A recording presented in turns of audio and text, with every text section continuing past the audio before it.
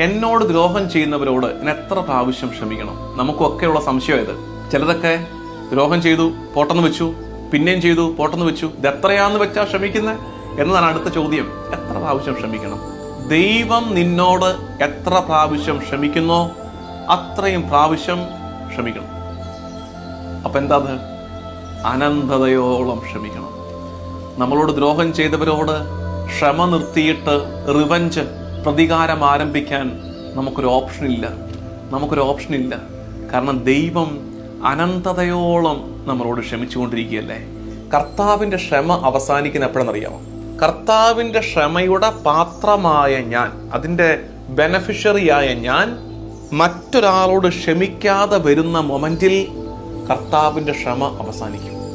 അതെപ്പോഴും ശ്രദ്ധിക്കണം. അത് വലിയ റിസ്ക്കാണ് നമുക്ക്. ദൈവം നമ്മളോട് ക്ഷമിച്ചില്ലെങ്കിൽ, കരുണ കാണിച്ചില്ലെങ്കിൽ നമുക്ക് എക്സിസ്റ്റൻസ് ഇല്ല.